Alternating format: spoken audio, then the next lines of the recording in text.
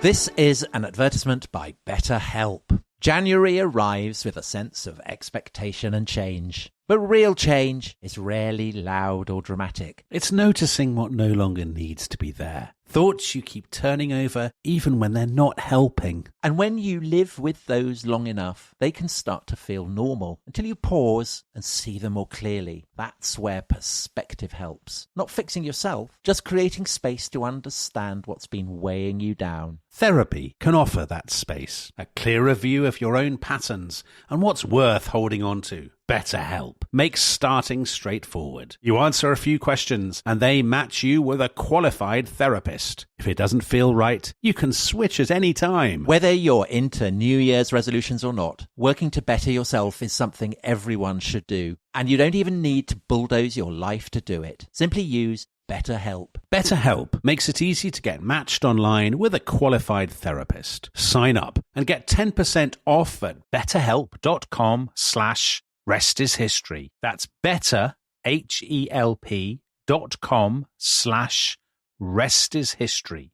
This podcast is brought to you by Carvana. Car shopping shouldn't feel like preparing for a marathon of paperwork. That's why Carvana makes buying and financing your car easy. From start to finish, search thousands of vehicles with great prices. All online, all on your time. And when you're ready, your new car shows up right at your door. It doesn't get better than that. Buy your car the easy way. On Carvana. Delivery fees may apply.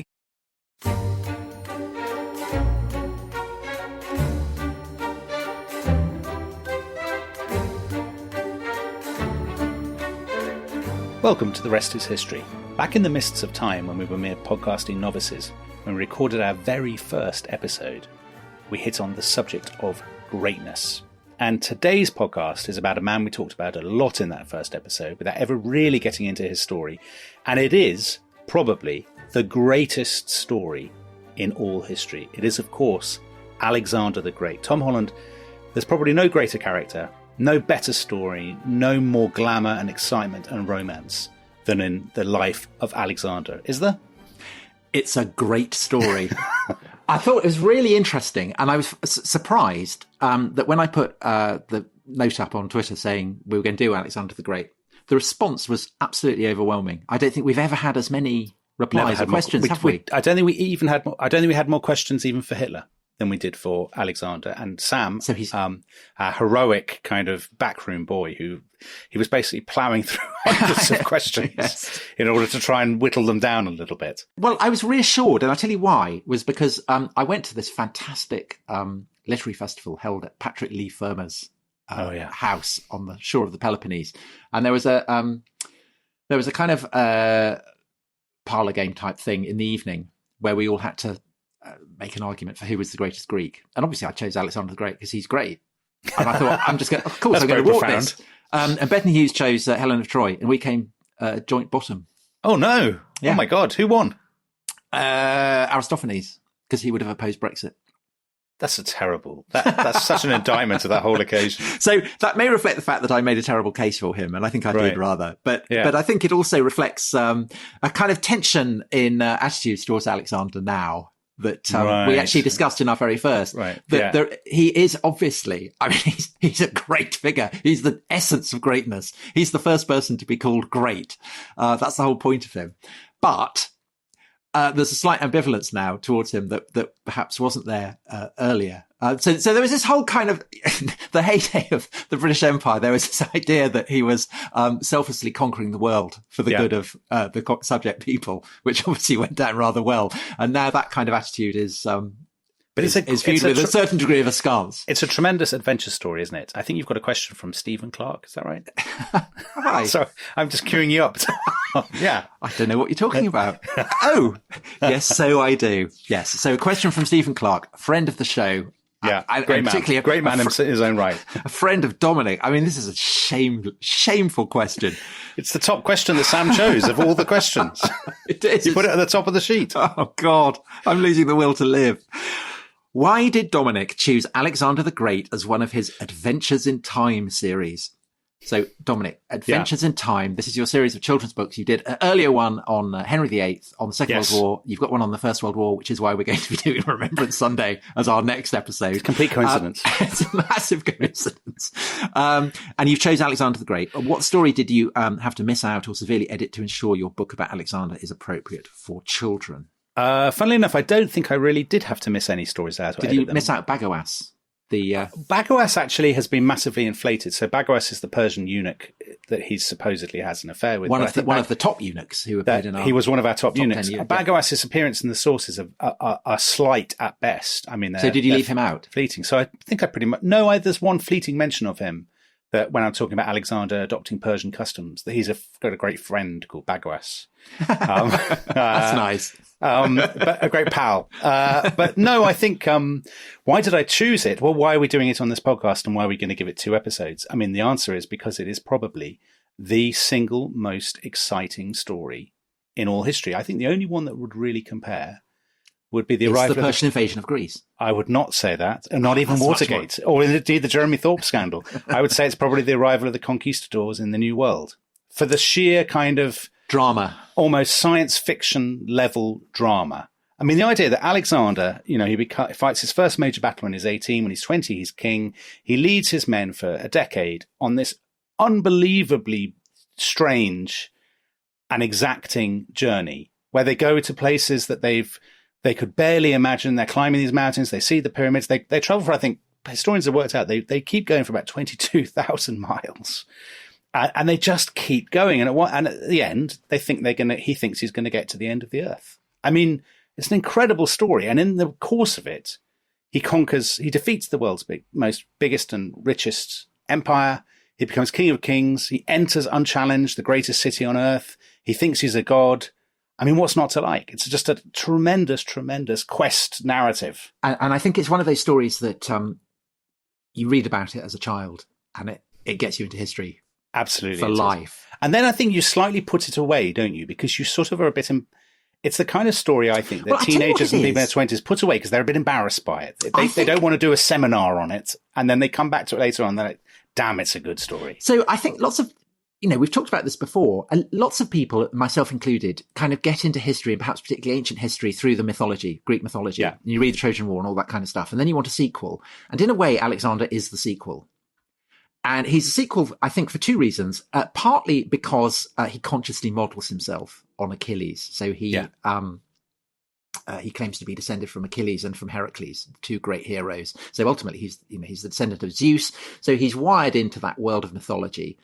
He models himself on Achilles. He takes Iliad with him on his great adventures and so on. Yeah.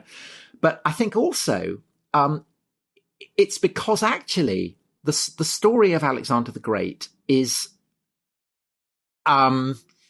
it is a kind of myth because actually the sources for it are a lot more patchy, precarious and late than one might want to think. And we on our episode of Muhammad, and really the story of the Arab conquest is the only comparison to this. If you think, Macedon is on the margins of great empires and it conquers these great empires rather in the way that the Arabs do. In the 7th and 8th centuries. And just as the sources for the Arab conquests are late, kind of centuries later, and therefore the kind of stories that you get with lots of arrows and maps and things, and people confidently saying that the Arabs did this and they did that, you've got to slightly kind of raise an eyebrow at that. Same is slightly true for Alexander, because I think the earliest narrative account of his life is 300 years after it. Most of the accounts that we draw on are actually written in the heyday of the Roman Empire. So in a sense are as much about the Romans as they are about Alexander himself. They are. So, and on top of that, there's a further complication, which is that we have and this is something again that we talked about in the Thermopylae episode, we have almost nothing written sources from the Persian side. And so a bit as in a kind of romance, a knightly romance, you get the knight going out and having the adventures and you don't hear about, what the dragon thought of it. So likewise with this, he leads his armies, he attacks all these people, but it's like they are just kind of exotic names. They're just the stormtroopers in Star Wars. They're the kind of his mill. Yeah, and I think that the great, the great revolution, the understanding of Alexander, and it's been pointed out by various academics that the study of Alexander has, in terms of sophistication, it's been a bit of a backwater for quite a long time. And I think that has really begun to change, and it's chiefly begun to change because there are great scholars who have looked at the Persians and have tried to place Alexander in the context of the world that he conquers. And perhaps the greatest of them is a French scholar called Pierre Briand. He famously described Alexander as the last of the Achaemenids, and the Achaemenid is the Persian dynasty that Alexander overthrows. And I think that actually does start to make sense of him as someone who is not, a hero from myth, and is not a kind of monster, which are the two poles that tend to kind of govern how he's understood, but someone who is a brilliantly inventive and creative politician, as well as kind of one of the greatest generals who's ever lived. And I think the Persianness of Alexander is something we'll come to, because we are going to tell the story and do it in proper detail. But the Persianness becomes so important, doesn't it? The extent to which he ceases to be Macedonian or Greek and becomes a king of kings. Well, he never takes on that title. He doesn't. He never takes on that title. But as we will discover, he certainly takes on the appearance. Yes, he takes on a lot of the rituals. He has the costume.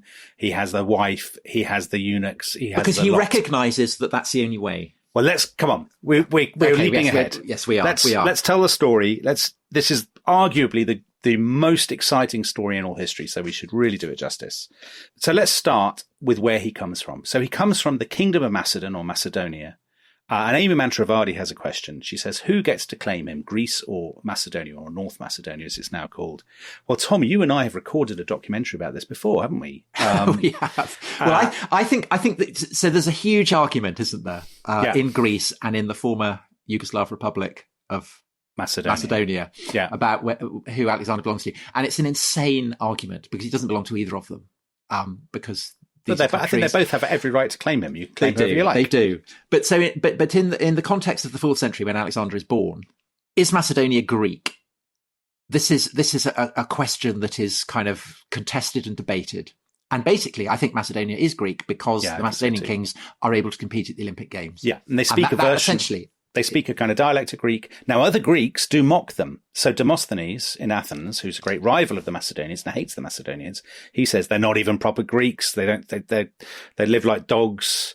You can't even buy a proper slave from Macedonia, he says. But in Oliver Stone's film, the Macedonians speak with Irish accents, don't they? I've actually never seen. I love the story. I've loved the story of Alexander so much I can't bring myself to watch Oliver Stone's But I think perhaps the comparison is with Scotland and England. Maybe, yes, I think that's reasonable. Because there's the lowlands and there's highlands in Macedonia. And they're seen as sense that they're warlike, clannish Highlanders, aren't they? And they've been divided, and they've been a bit of a backwater. And a key figure, a massive figure, is Alexander's father, Philip II, who, one-eyed, lost an eye in a siege. And he unites all the clans behind his program of basically fighting other people and conquering them. And he crucially conquers some gold mines, Mount Pangaeum. It gives him tons of money. So he's able to basically buy off all these rival clan leaders in Macedonia. and he invents a very long spear. Sarissa. The Sarissa. Yeah. Yes. So there's a Funkmaster. What made his army the best in the world? That's Alexander's, but it would be Philip's as well. Technology or leadership. I've never really understood the thing about the Sarissa. Haven't you? Well, it's just a very long spear. Yeah, but I obviously hadn't heard to other. But also they have different kind of shields. They have kind of smaller shields. They're more mobile, more flexible, and they have leather helmets rather than metal ones. I think the Greeks that they're fighting are a bit more lumbering and sort of old-fashioned, and the Macedonians are more sort of supple and quick-moving and stuff. Yes, but I still don't entirely understand why inventing a long If only you spear. had a family member who was really into military history and could enlighten you, then you would know. Well, I've got a top classical historian on the podcast. So, Dominic, well, they're very flexible. They've got a long spear. They've got a nice new shield. And they're wearing less armour. They're very fast. They're very well-trained. I think they're super well-trained. They've got a very good cavalry wing. They do. So basically the Macedonian Alexander's army a great kind of very dashing. They have the phalanx. They have these guys called the shield bearers, who are the kind of elite kind of infantry. And then they have the companion cavalry, as they're called, who are the kind of nobles and very dashing. They don't have stirrups, do they? No. And they always look for gaps in the lines and then they slice They do. They do. Which is very much what Alexander does. So Philip is this sort of tremendous warlord. who is basically bent on subduing the other Greek states to his will and creating a kind of informal empire in Greece, I suppose, isn't he? But he has a justification for that, which is taking vengeance on Persia. Yes. For having burnt the Acropolis. Exactly. In 480 BC. So his sort of plan is, if you're looking out from Macedonia, you say, well, I will deal with the other Greek city-states and bring them into my orbit. And then once they are on side, we can all go and attack the very, very rich Greek-speaking cities of what's now Turkey, the very western fringe of the Persian Empire, because they are loaded, Sardis, Halicarnassus, Miletus. They're tons of money, are be incredibly rich and popular. Everybody will say hurrah for me because I've beaten the Persians. It's kind of win-win, basically. Well, or will they? Or will they? So there's two attitudes to this in Greece. One represented by Demosthenes, who you've mentioned, the great orator in Athens, who regards this as a massive scam. Yeah. And Philip as a crook. And the whole thing is kind of highfalutin nonsense, which is designed to provide a justification for the Macedonian takeover. And then you have other Greeks who are inspired by a guy called Socrates, who sees it as the Greek mission to subdue barbarians. Yeah, and that's a real thing. That's not just it's not just a scam, because ideologically, people do believe in that, don't they? They do. Well, they do. So it could be a bit of both. But essentially, there are people in Greece who are backing Philip in this, and there are others who see him essentially as a kind of shyster. Yeah. And maybe he's a bit of both. He's Val Kilmer in the film, isn't he? I think that's absolutely ludicrous casting. Well, we really need to see it before we talk about it. It's true. This is a sensational advert for our forthcoming live show at the Odeon Leicester Square. Where we'll promoted two things doing already. Cinema. Yes. That's nice. It's really good. And the fact we're talking about a film that neither of us have seen. Yeah. I think, that bodes very well. Yes, it really does, doesn't it? So anyway, Philip has multiple wives, but one of them is this raven-haired woman called Olympias from Epirus, who... Molossians. Yes, she is... Terrifying.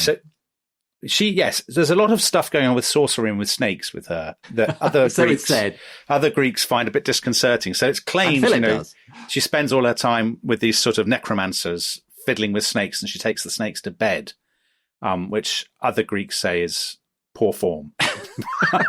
Including Philip. But she gives birth. Yes, because... Hello, darling. That wasn't expecting that.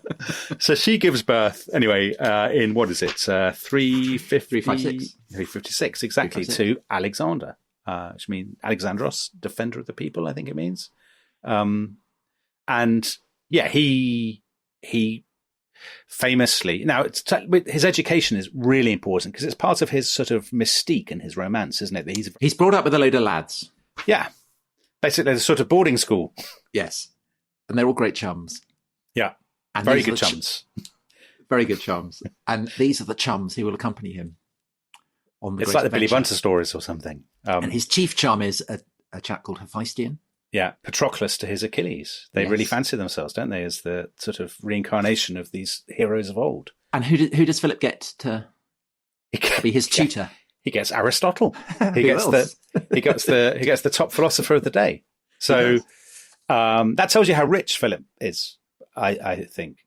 Well, he's destroyed Aristotle's hometown, hasn't he? He has indeed. And so he's able to kind of get Aristotle along by saying that he'll basically make up for that. I don't know how you make And they go to this sort of lovely wooded place called Mieza, and they walk in groves and talk about philosophy and all this sort of thing. That sounds absolutely lovely to me. So we've got a question from Jordan Cox. Did Alexander consider himself an Aristotelian? I don't think he did. I don't think he would have had a concept of what that meant. But I think he was obviously very well educated. I mean, it's hard to think of anybody at the time who would have been better educated. And we know he loved the Iliad. We know he loved mythology. It's said that he liked poetry and song and all these kinds of things. But I think the role that Aristotle plays in the myth of Alexander is that Aristotle is a great philosopher. Yeah. So, of course, Alexander the Great has to have the greatest philosopher. But it also, I mean, I don't think it's purely a sort of... That makes it sound like it's a concoction, though, Tom. Which he genuinely did teach him. I'm not sure that anything Aristotle taught Alexander played a particular role in enabling him to conquer the world. I can't believe you're dissing Aristotle's teachings and saying... I'm not dissing him. It's just that Alexander didn't sit around and become a philosopher. And actually, Aristotle's teachings, he's very, very stern on the fact that Greeks are better than barbarians. But we know two things about Alexander and philosophy. We know that he went to see Diogenes, the cynic, who lived in a jar. In Corinth. In Corinth. A barrel. And was very keen to... it was a jar, Tom, not a barrel. Oh, it's a barrel. It's a clay jar. It's a wine jar called a pithos.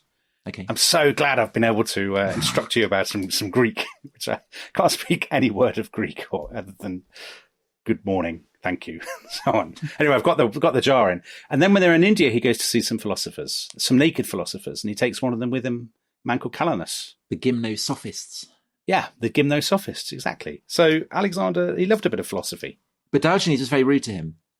Because He was. Alexander went and said to Diogenes, is there anything I can do for you? And Diogenes says, get out of the sun. Yeah, get out of the sun. Well, I'm sure Alexander found that. Because Diogenes in his wine jar. Yeah. Do you know what he used to do there? He often rolled it up and down the gymnasium in Corinth, I believe. But when he was in it, he would just sit there and masturbate. Would he? Yeah. I didn't put that in the children's book. No, because the whole thing of Diogenes was that he despised convention and custom. Yes, he believed you should live like a dog, You should live like a dog. like an animal. So hence the cynic. Yeah. Right. So back to the story. Alexander. All we know about him as a boy is there's a story about him taming his horse, Bucephalus or Bucephalus. Yes. Yeah. He tames this horse that it costs 13 talents and is It's incredibly startled of its own expensive. shadow. It's afraid of its own shadow. So the horse then becomes part of the story. I mean, this is why it appeals to children, I think, that he has this sort of horse that accompanies him almost all the quest. And the medieval legend is that it's said that whoever will tame this horse will rule the world. Exactly. And Bucephalus is said to be the ancestor of the unicorn. Did you know that? That's great, isn't it? So,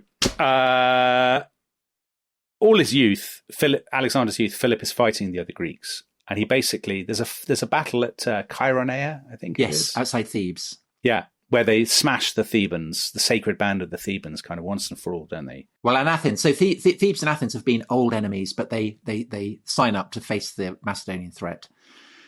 Demosthenes fights at Chaeronea. And Alexander is 18, I think. Yeah, 18. Leads the cavalry, slices in, and spectacular victory. Very harsh terms imposed on Thebes because Philip had been a hostage there as a boy. That's right, he had. Yes. So Philip is always slightly harsher with Thebes. He's much more sparing towards Athens, and Alexander goes as his emissary to Athens. So I think it's the only time he goes to Athens. That's the first. Yeah, the first only time he went. He takes the urns. Yes. The sacred urns with the ashes, is it, or the bones of the defeated Athenians? So then they have a big meeting in Corinth, don't they? After that, yes, where Philip gets appointed head of all the Greeks apart from the Spartans. Yeah, the Spartans. And Philip's so cross about this that all the dedications, it's in the name of Philip and all the Greeks except for the Spartans. So petty. But he's now really pumped because he thinks, great, I've basically beaten all the Greeks. They're all on side except the Spartans, and we are going to cross the Hellespont and attack Persia. And he goes to the Delphic oracle, Philip does, and they give him this message: wreathed is the bull, the end is near, the one who will kill him is at hand. And Philip says to himself, well, this is tremendous. This is obviously the Persian king is going to be killed. But little does Philip know. What a twist, Tom. What a twist. Because 2 years after the Battle of Chaeronea, he gets assassinated. In very strange circumstances, yes, it has to be said. And at a wedding. And the question is, who is responsible? Well, we know it's a guy called Pausanias who wields the dagger, don't we? So he's a bodyguard. But who suborned him? Because the bodyguard gets killed. It's a bit like Macbeth. Macbeth killing all the servants. The bodyguard gets killed and executed before he can be interrogated. So cui bono, who benefits from it? So perhaps a Persian agent. Yeah. Perhaps Olympias. Because Olympias by this point had a spectacular bust up because Philip has married Cleopatra. There's a lot of Cleopatras. Who is unlike Olympias is Macedonian and doesn't mess around with snakes and has a baby, who's a son. And so perhaps it's Alexander because he's already had his nose out of joint. He's gone off for kind of 6 months in a. He has with his mates. They've all gone with him. Mates. They've all gone off in an assault. So relations between Philip and Alexander are really, really bad. and they seem to be patched up, but maybe they're not. So we don't know. I mean, we'll never know. But the interesting thing is that there's this bizarre story behind the Pausanias murder, that Pausanias was feeling really sore. Well, I mean, literally sore, because he had been raped by some other guy who Philip had then promoted. And Pausanias was outraged at this. So yes, so that might have been just the reason. But anyway, yes, it's the wedding games, isn't it? He's killed on his way into the stadium. They chase after him, kill Pausanias. Alexander is now king. He didn't have to be king. I mean, this is there's a sort of slight element of a kind of stitch up with some of the commanders who are tooled up and ready to go to Persia. And the key one is Parmenio, isn't it? Yes, who's already, I think, in Asia at this point. Or he's on the coast. Man. Yeah, exactly. He's Philip's right-hand man. And basically Alexander says, you'll still be commander. We'll still do the invasion. Nothing will change. I am now king. I'm going to come with you. And he's 20 years old. Yeah. And so, where are we? We're about halfway through the first episode, aren't we? Going so slowly. It's unbelievable. So he's 20 years old, and he goes north. He beats up various kind of tribes. He goes and fights lots of Balkan tribes first as a sort of warm-up. Just for the fun of it. They're like their friendlies before the World Cup or something. Yeah, has a kick around. Then the Thebans revolt. Yeah. And he Alexander destroys Thebes. He wipes out the whole city, except for the house of Pindar, the famous poet. Yeah, nice. You see, that's his love of literature coming through. Yes, Aristotle kicking in there. He goes to the oracle as well. You know what happens at the oracle? The priestess says it's not the right day. You've got the wrong day. I don't do it today. And he drags her out by her hair, and she says, "My son, thou art invincible." He says, "Great, that's what I wanted to know. Thank you very much." What a lad! Let's go. What a lad. Okay, well, I think this is where we should stop for a break, shouldn't we? This is clearly going to be about 7 episodes. No, it's not. It's not. We've got Alexander to the shores of the Hellespont. Yeah, he's getting ready to cross. The Persians are waiting. Greece behind him is relatively secure. What's going to happen next? Couldn't be more dramatic. We'll see you back after the break. This episode is brought to you by Rocket Money. Tom, we often talk about how to organise our finances. I'm very conscious that I'm paying for a lot of mad subscriptions. And there's one thing that we've talked about often on this show. It's the thing that we probably hate more than any other, and it's a hidden fee. I would love to get my finances under control. There are all these things piling up on our bank statements, and I think I need to fix this problem. I need to sort this out and to stop this. I mean, my finances are so chaotic that I need this app. So I'll tell you what it is. It's called Rocket Money. It's a personal finance app that helps find and cancel your unwanted subscriptions. It monitors your spending, and it helps to lower your bills so that you can grow your savings. With Rocket Money, you can track all of your subscriptions, and you can easily cancel within the app with just a few taps, saving you time, avoiding charges. And you can also set budgets and goals and get personalized insights and regular reports to track how you're doing. They will even send you real-time alerts for large transactions, upcoming bills, refunds, and even low balances. So let Rocket Money help you reach your financial goals faster. Join at rocketmoney.com/ishistory. That's rocketmoney.com/ishistory. rocketmoney.com/ishistory. This episode is brought to you by the Financial Times. I think we both agree, Dominic, that in the clamour of countless voices competing to break the news and telling you the what, the who, and the where on these stories, there's often something missing, isn't there? There is, Tom, because I think to get a true understanding of any story, you really need to know why. Take FT journalism. It goes deeper, providing the insight, analysis, and perspective to help you see the whole story and truly understand the issues that matter. Why did it happen? Why is it important? And why will it matter? I've got a brilliant example. So they had an article recently, a fascinating article about why populism became popular.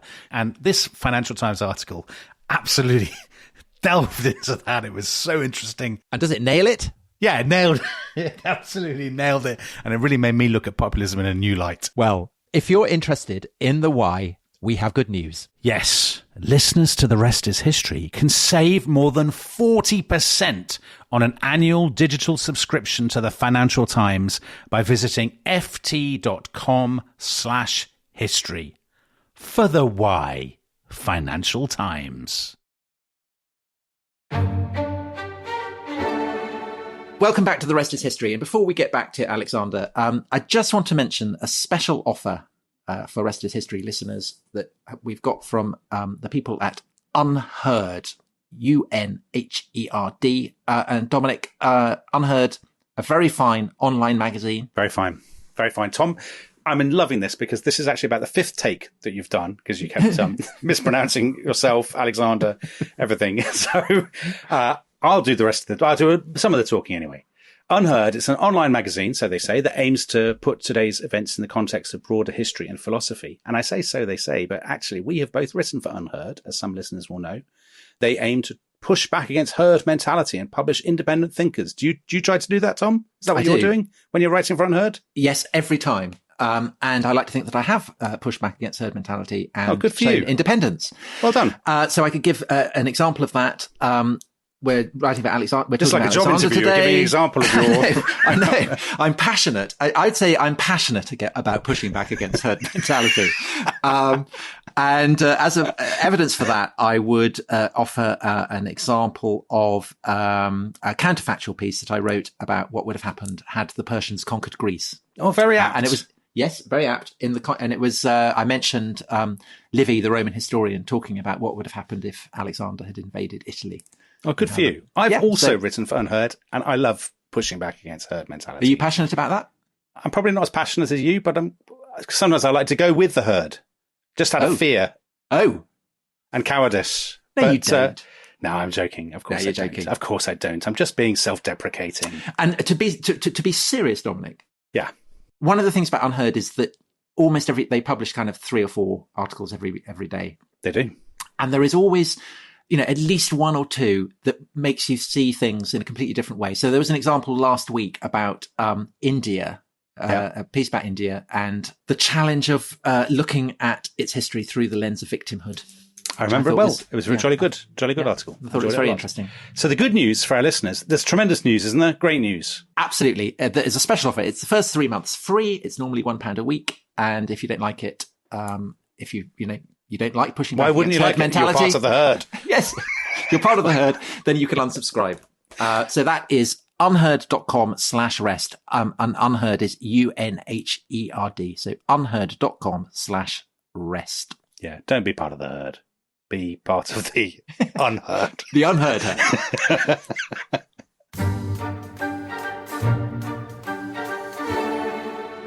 Welcome back to The Rest is History. Alexander is at the Hellespont, Tom. He crosses the Hellespont. He throws a spear, doesn't he, to show that he's Asia is his Spear One prize. He's claiming Asia. There's a really interesting question here right at this point. What do you think that he and his officers think they're going to do? Well, the habit of crossing into Asia and trying to steal various cities under Persian rule is a bit of a habit. Greek generals have been doing it for a long time, and I think that's why Darius III, who is the Achaemenid king far away in Persia, and his deputies are not unduly worried about what's going on, because they've seen it all before. I think that Alexander, well, people call it his pothos, his yearning, to reach beyond the limits. I have that with podcasting. I think it's impossible to kind of psychologize Alexander in that way because, he's so removed from us. But clearly he's a man of ambition. And I think that he kind of reaches the stage, but basically he just keeps going and he keeps winning. Why stop? And he ends up kind of able to see the prize in front of him, but knowing that he cannot afford a single mistake. And that's what's extraordinary about the story. And that's clearly true, that he achieves what he achieves because he never once slips up badly. Yeah. He never loses a battle. Yeah. He never makes a terrible strategic error. He's in tough spots, but he always gets out of them. He always gets out of them. And I think that basically the further he goes, the more he wins, the more tantalizing the prize becomes, the more he's determined to claim that prize. Yeah. And I think the habit of success breeds ambition, and ambition breeds success. I'm sure that's true. I think my theory is, I don't think at this stage he thinks he's going to be king of all Persia by any means. I agree with you. I think this is like a standard thing you do. Yeah, it's a jaunt. It's a gap year.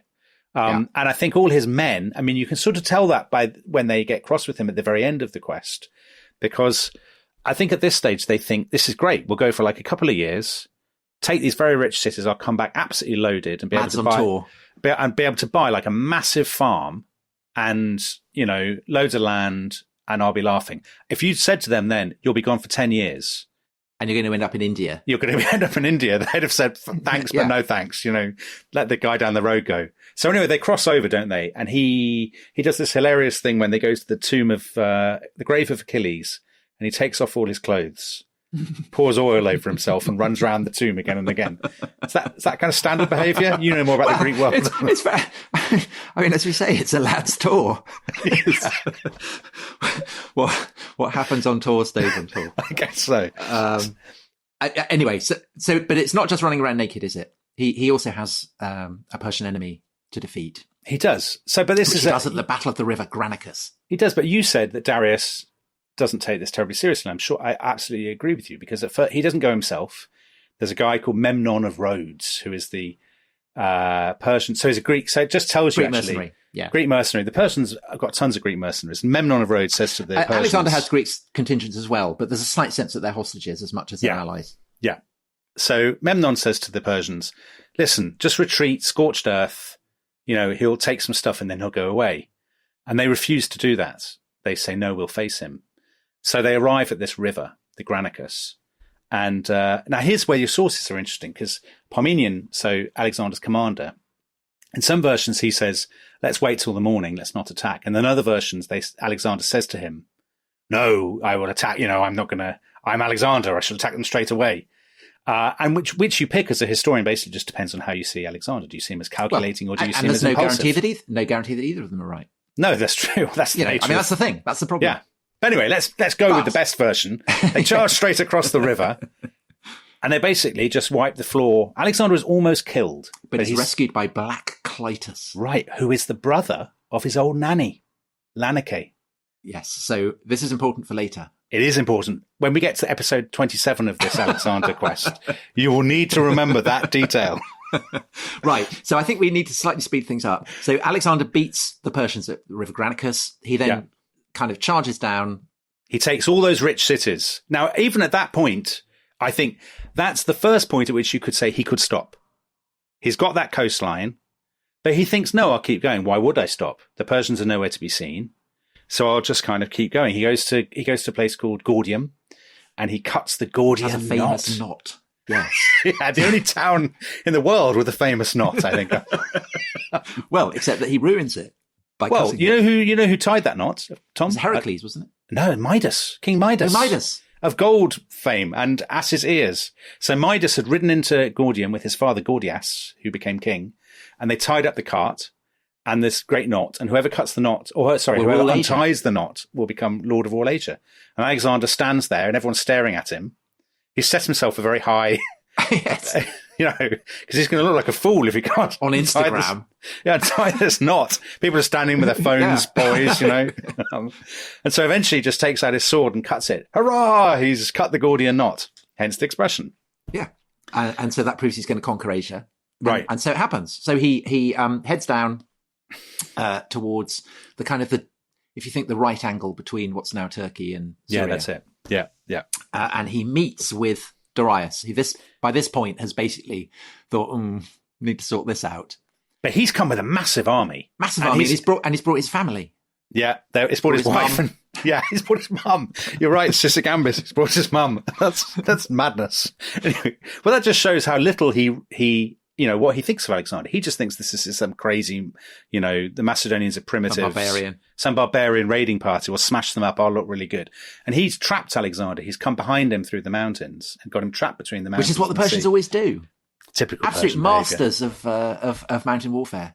I will never get into the mountains with Ali Ansari. He'll just drop off a rock or something. Yeah. Throttle you. So Alexander is trapped. His men are soaked. The weather has turned. It's all awful. And he says to them, it's one of those moments that you said, Tom, about him always making the right decision. He says to them, well, they will just turn around and attack the Persians. This is our God-given chance. And they do. And because they're tightly packed between the sea and the mountains, the Persians can't quite bring their huge numerical superiority to bear. The Macedonians are much better trained. They have their long spears. They have their long spears. And Darius runs away. Very foolishly. No, it's not foolish. Well, I think it's foolish. No, it's Look what not happens foolish. to him, Tom. Look at the end result. No, it's not foolish because he's the king. And if he has to keep himself alive because he's got to fight on. I suppose. And you could say it's poor because he dumps his mum. Mum and his wife and children, I think. Yes. But Alexander's very chivalrous. Well, there's a lovely detail, isn't there? So Darius has fled. He gets Darius's tent. Darius has a huge bath in the tent, which has been run for him ready for his victory. And he's got all this food. It's like a huge spread, like a buffet, basically. Yeah.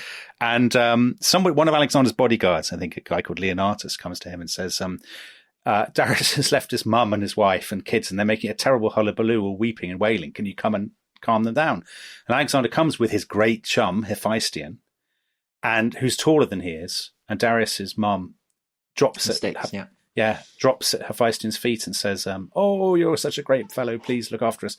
And then she's very embarrassed because she realizes what's happened. And Alexander says something like, "Never mind, mother, for he too is Alexander."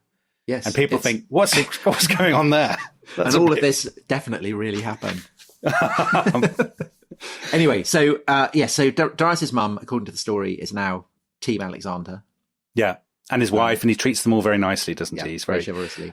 And so he now strikes south. So he doesn't head east to attack Babylonia and Persepolis and Susa and all the great cities of the heartlands. And the reason for that is that he has sent away his fleet. And so he's basically said, we're going to defeat the Persian fleet by taking away all their harbours. So that's what he's been doing through Asia Minor. And now he goes down the Phoenician coast. And Phoenicia, current day Lebanon, is basically, it's the great naval power. It's the heartbeat of the Persian navy. And so Alexander forces the surrender of all the Phoenician cities except for one, Tyre, which is the greatest of the lot. And it's on an island and it's effectively impregnable. So Dominic, what does Alexander do? He builds a causeway, Tom. He's also very cross with the Tyrians, isn't he? Because there's some sort of business about Heracles. Don't they have a statue of Heracles or a temple or something? And Alexander says, I'm related to Heracles. I'd like to come and worship at that temple. And they say no. No. And he says, right, you don't do that to me. So he builds this massive causeway. And it's a 7-month siege. It's one of the amazing things about this story is the time frame. So the Hollywood version, I imagine, compresses it. And indeed, almost all of us, I think, imaginatively compress it. So one event follows another pretty rapidly. But I mean, as you say, it's like a half a year this siege goes on. Darius is off licking his wounds. Alexander is laying siege to Tyre. It's a terrible siege, very bloody. And then he basically kills them all, doesn't he? He crucifies them, doesn't he? He does. It's the one moment in his career, actually, I think the only moment when you can say he really behaves, according to the sources anyway, very badly. Because generally people when you say badly, it's a calculated atrocity. It's Cromwell at Drogheda, isn't it? Isn't that what the analogy? But it's designed to be salutary. It's a warning to other cities as to what will happen if they resist. Yeah. And so again, I mean, you can say, of course, I mean, by our standards, it's incredibly brutal, but it serves a purpose. And once again, so it's. I mean, I'm sure he's pissed off at having been kept there for so long. So obviously there's a kind of element of anger there, but there's also an element of calculation, and everything Alexander does has calculation. Well, so pick up on that kind of mad stuff. You were saying about him not going east, but going south. At this point, I think all of this is completely commensurate with relatively limited ambitions.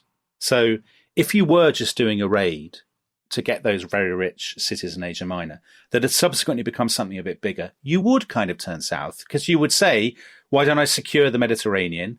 Phoenicia is very rich. It'd be great for us, knock out a big rival of the Greek kind of trading cities and so on. It's kind of the obvious thing to do, isn't it? But there's the famous anecdote that Darius sends a messenger to Alexander saying, well, look, okay, you have the western half, I'll have the eastern half. Yeah, and Parmenion famously says, well, if I were you, Alexander, I would take this. And Alexander says, so would I, if I were Parmenion. I know, that's a great story. Ooh, that's burn. a great story. Well, I think there's a couple of letters, aren't there, that Darius sends him. One of them is like, basically, give my wife and mother back, and I'll give you loads of money. And the other is actually, he says, well, I'll give you the western bit. And Alexander says, why, I've already got it. Thanks for nothing. He has, but the last bit that we should do this, and I think that this should be the ending of this episode before we go on to record the second part, is he then invades Egypt. So that's an interesting thing. Do you think that is, if you were just proceeding in terms of sort of short-term calculation, would that be an obvious next move? I suppose Egypt is very rich, isn't it? And also Egypt, they hate the Persians in Egypt. Yeah, so they've been rebelling. They periodically throw Persian rule off. Persians come back. So they're very rebellious. The Persians have been very rude to the Egyptian sacred bulls. I believe they have been disrespectful. Not actually true. Is that not true? No, it's in Herodotus. Yeah. So it's Cambyses, the son of Cyrus, who's the great founder of the Persian Empire, who Alexander greatly admires, is said to have been rude to the Apis bull.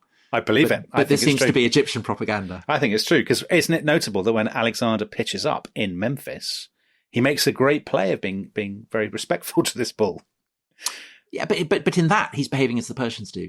The Persians the Persians show respect to everybody's gods. Well, I think famously, Cyrus sends the Jews back to the temple. This is your Persophilia coming out. So he arrives in Memphis. The Egyptians they hate the Persians. So he's pitched up. They're like, fine, do you want to be Pharaoh? They crown him with the double crown of Egypt. But then he does the first thing, I think, in this whole story, which is just very bizarre. Yeah. And is the point at which you sort of think, okay, so he's not a normal warlord. He's done something completely, utterly inexplicable, which is, he says, you know what I'm going to do now? Having conquered all these cities and Darius is out there in the east, I'm going to go off for like a massive holiday across the desert. It's not a holiday, though, is it? It's of course not. I'm going to go on a big trip across the desert to the oracle at Siwa, which is out in the sort of western desert. Yeah, towards Libya. If you've played Assassin's Creed Odyssey, not Assassin's Creed Odyssey, Assassin's Creed Origins, you will know the Oasis of Siwa very well, because that's where you start in the game. Do you? You do. But on the way, he does something very exciting, doesn't he, Tom? What has he found? He founds Alexandria. He does. And you know who tells him to? Homer in a dream. Good. Homer says to him, there's an island called Pharos. You should found a city there. Alexander wakes up. Great. And off he goes on Bucephalus. So I reckon that is one of the reasons why Alexander is so keen on going to Egypt, is that it is a part of the fabric of Greek mythologizing, fantasy, desire. So there are all these stories about Helen and Menelaus actually kind of ending up in Egypt, that Helen stayed in Egypt throughout the whole of the Trojan War, and that they fought over a kind of phantasm of Helen. Right. Herodotus writes about it. Aristotle's very interested in Egypt. So, that and there's been quite a lot of interplay, hasn't there? Intellectual interplay between Greece and a lot of Greek mercenaries have been serving there. So they're very, very interested in it. And I think that if you are, you see yourself as a world conqueror, and perhaps as someone who is more than human, then Egypt is the obvious place to go, because you're going to be crowned as pharaoh. You are then heir to an unfathomably long line of kings.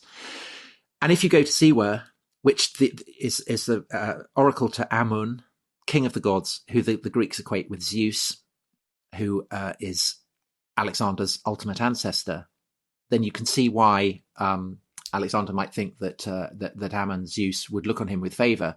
And one of the things that's bubbling under is the question of who Alexander's father actually is. I love that. I love that detail. Is it Philip? Or might it in fact be Zeus himself? Be Zeus. So there's this story that on her wedding night, I think it is, Olympias was visited by a lightning. She was struck by lightning, and this was Zeus taking possession of her. And that Alexander may in fact be the son of Zeus. And he goes across the desert, and so going to Alexandria kind of makes sense, going to the site of Alexandria, because if you're thinking about creating a new empire in the Eastern Mediterranean, you need a port. And that makes complete sense. This is the port that will connect Greece and Macedonia with your new Egyptian conquest. But then going across the desert, which he does for days, the sources say he does this for days. They tell all these stories. There's a brilliant bit in Arrian's account where Arrian says, well, there are multiple versions about how they basically fight. They clearly get lost in the desert.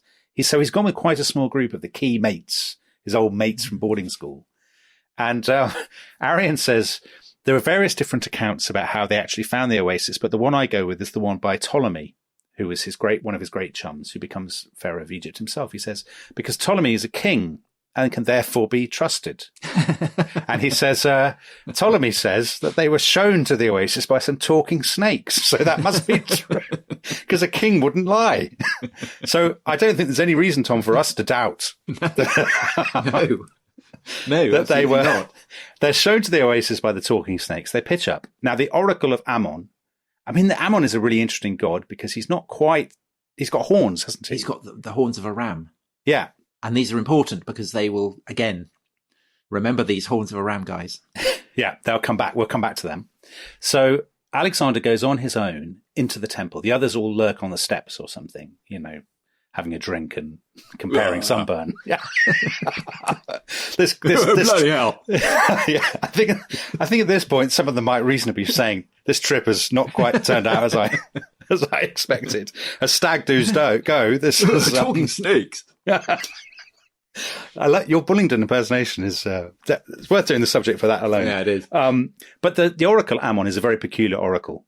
I still think it's hard to conceive of that taking place in front of you with a straight face, because it's basically a stone, isn't it? A moving stone. What I know about the Oracle at Siwa, it's one of the very last places to remain pagan. Is it the Christian period? So I'll put you out of your misery, Tom. The Islamic period. It's a stone that they put on a big sort of tray, and they carry it about, and it has like dangling bells from it. And you ask your question, and they shuffle about with the stone on the tray, where the stone directs often to pieces of paper with the answers written down to your question. But doesn't he have a completely private? Yes, audience? It is supposedly, and there are different accounts. There are different accounts of what. So of course there are. He never reveals what was said, but some people say, as Ptolemy, as a top children's version of the Alexander the Great story has it, in the taverns of Memphis, the soldiers exchange gossip and rumors, and some people say that he says to them, "Have I sufficiently avenged the death of my father and killed Philip, and have I got revenge over the Persians?" And they say, no, because your father is not Philip. Your father is Zeus. And at that point, now the thing is, Tom, do you think he believes this? Do you think he thinks he's the son of a god? Based on his subsequent conduct? I just don't think that. He's going to give a very evasive answer. Well, okay, so there's an interesting answer to this, which is, have you seen this gold coin that was supposedly found down a well in Afghanistan? No. Is that one of them, Ai-Khanum, or one of those? No. It's southern Afghanistan, and there's a well, and right. They found supposedly a whole stash of a massive hoard of coins, and they kind of started turning up in. This was the 1990s, I think, under the Taliban. And these coins started turning up, filtering out. And one of them is a gold coin, which has an elephant on one side and a picture of what's clearly Alexander on the other. Yeah. And he has a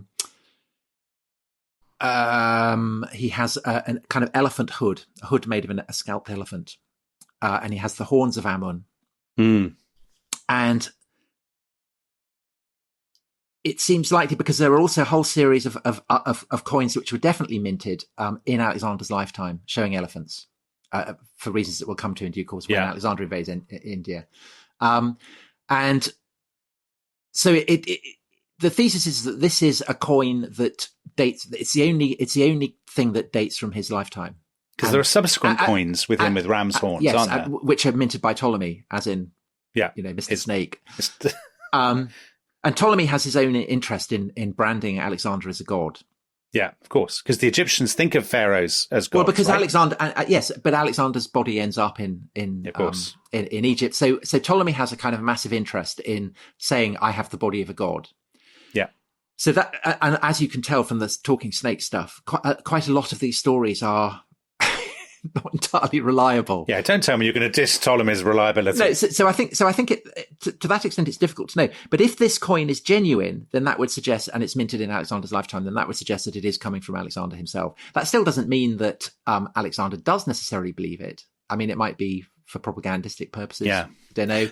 But I think the border, in Greece, the border between the divine and the human is much more porous, much more amorphous than it is for us. I think that's definitely true, Tom. And I think as well, some historians say that Greece has been ever more tightly connected to Egyptian and Persian ideas of kingship in recent years. And the idea of a kind of sacral, I'm using a Tom Holland word. Yeah, you are. Of a kind of sacral Welcome kingship. to my world. So when Philip was assassinated, going into the stadium, which we mentioned in the first half, it was he was about to join a procession of images of the gods. There was going to be images of the Olympians and another image of Philip himself, kind of as a god. So already that kind of idea that a king is very like a god, perhaps even godly, or godlike, rather, I should say, is sort of in the ether. And so it kind of explains why Alexander might believe it in a sort of weird way. And it's something that really kicks in the decades after Alexander's death, where so the Athenians they greet this kind of warlord, Macedonian warlord, as a god, and they say, well, because you're on the earth and the other gods aren't, and we need you. Right. It's not a very good reason, I don't think. That's quite a good reason. It's quite good. They greet him by carrying giant phalluses through the streets of Athens. Right. I would find that a bit disconcerting personally, yes. But so those borders are porous. But I think, and I don't know whether this coin is. I think it's generally not thought to be authentic, but there are very serious scholars who think it is. Okay, and I am not remotely qualified to. See, I think Alexander's subsequent behaviour makes more sense if you think he thinks he's really touched by something. Because this is the point, I think. He's Achilles. So Achilles is a hero. And we've talked about this before. Hero, the idea of a hero is, you are you're the son of a god, or you have something of the divine about you. Yeah. That is a status that is kind of universally recognized in the Greek world. I'm sure Alexander thinks that he occupies that position, that he's a hero in that sense. Yeah. But whether he thinks he's a god, so let's, possible to say. We're at the end of this episode. So Alexander is there in Egypt with his mates. Tom Holland's done a fantastic impersonation of the mate. Do you want to give us that one more time? Yeah, top low, yeah. There we go. And there they are with Prince Harry and the others. Gearing up. They're all there in Egypt. Now, I think this is the point at which anybody else might have packed up and gone home. But of course, Alexander doesn't. He goes on. And what happens next, we will discover next time, won't we, Tom? If you have Pothos, you have Pothos. We'll see you tomorrow. Bye-bye. Goodbye.